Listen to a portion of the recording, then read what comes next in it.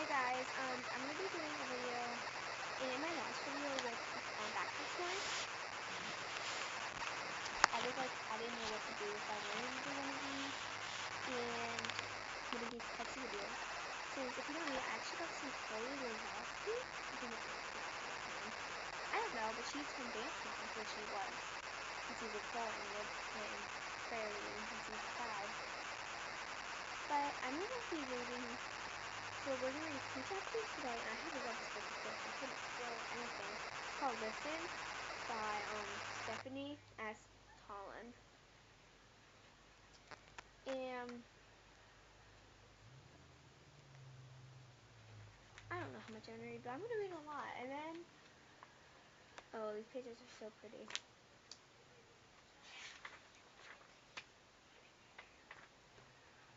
And this is like page, it's called Eagle Lake. It's like so beautiful. Sorry, the lighting's really terrible in here. Chapter 1, Dog. Charlie's halfway across the dam, sweat dripping down her back under her t-shirt. With her father drives past on his way back to work. She doesn't look at him. As slowly as he drives, As slowly as he is driving, the car still kicks up gray-white dust from the gravel road. She walks through the dust, as straight as tall she can make herself, jamming her walking stick into the stones as she goes, trying not to limp. She's walking. It is what he wants, and she's doing it. But if he's so interested in the best thing for her, why can't he let her decide what that is? I don't have you sitting in that chair all summer. He yelled and refused to come back with him to eat lunch. Sarita had scrambled to fix when he showed up. Suddenly and unexpectedly, in the middle of the workday, summer hasn't even started yet, and she yelled back, "It's the last day of school for kids who are in school," he said. "You think it is her fault that she isn't in school finishing the 6th grade with everybody else?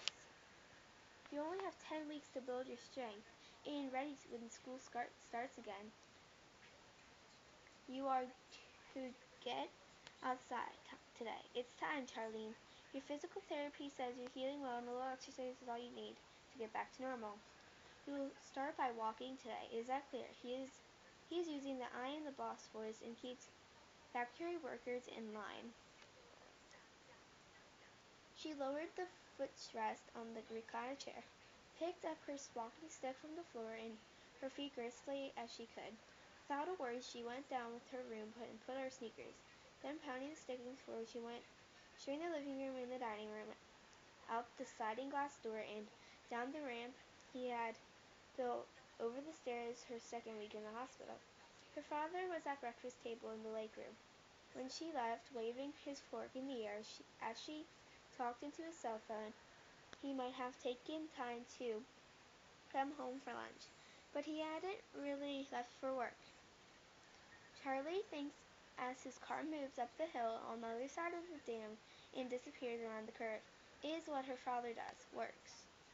Normally for it means 80-hour work week. Sorry, I need to take a little break. My throat hurts. Whoosh. Okay. By the time the dust of the car settles, Charlie has reached the end of the dam, where there is a bench under a willow tree by the water. She could sit there in the shade a while, looking at Eagle Lake, its rippling, glittering in the sun. She could rest her leg and then go home again. But she keeps walking. Up the slope of the road, she can walk all right. She is done with the wheelchair, done with the crutches. The miracle of the rod the doctor stick into the bone in her right leg from her hip to her knee. That means she'd never wear a cast.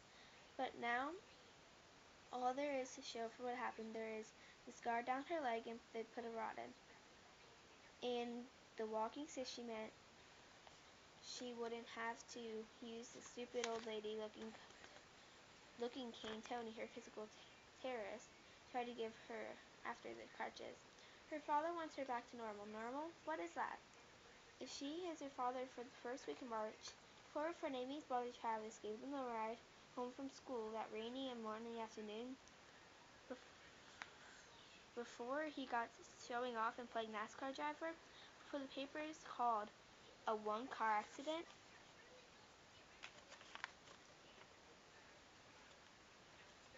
Was really one car and one tree, and she can't remember the accident, put her in the hospital, and it ended the school year for her, and she couldn't even remember the first few days after it. The doctor says because of the concussion, that probably never will. Well, that's the whole chapter. I know it's only been 5 minutes, and if you didn't understand what I was reading, I could translate it to be slower. But yeah, just so you know, this book is just a girl that got really hurt in her leg and almost died. I didn't read this before, so I'm pretty sure I looked in the back.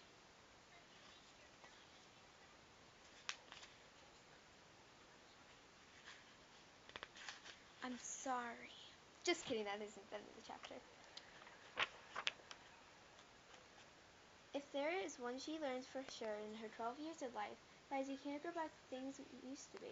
No matter how much you want to, you can't go back. Somehow or another, you can't keep going forward.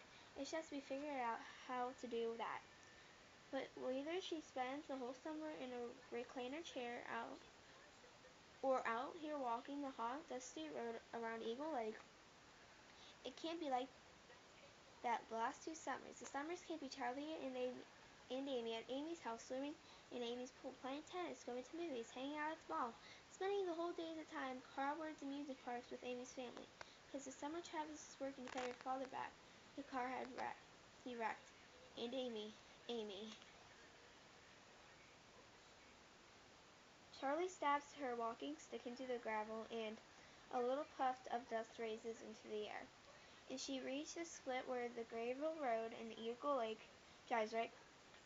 goes straight ahead, past the caretaker's lake house and the paved country road, and also right through the woods toward the south side of the lake. She turns right and keeps walking, where the road splits again.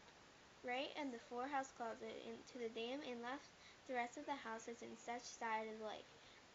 She goes left. The trees nearly met over her head, thick woods on one side, woods and houses into another. She goes on stabbing her walking stick into the gravel. Goes on making little puffs of dust. Amy, her best friend since second grade, is going off to spend the whole summer in Lake George in upstate New York, and Becky Sue Linder. Charlie still can't quite believe it. If it was Amy who bashed up in a car accident, if it was Charlie whose brother caused the accident, if it was Amy who was supposed to be starting to do stuff with her strength back, Charlie would be right here doing stuff with her. That's what best friends are for. And then Lavender was a championship, you know. Amy's mother explained when she called a couple weeks ago to break the news as if her mother instead of Amy who had made the decision. She coaches Becky Sue and offers to coach Amy too. It is a chance of a lifetime. Amy's mother did not say that Charlie wouldn't be playing tennis with Amy this summer, and she couldn't have to. Amy called to say that it was her mother's idea, and she didn't want to go, but Charlie knows better to see Amy get with plenty of soon as Amy's mother.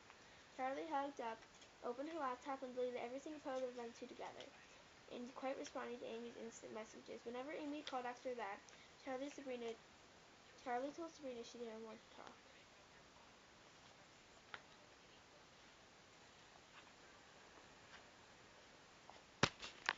Okay guys, thanks for watching. And if you want to see more, I'll be I'll be making one tomorrow. And I will write a note on my hand to make sure I do that. Well, yeah, see ya. Bye.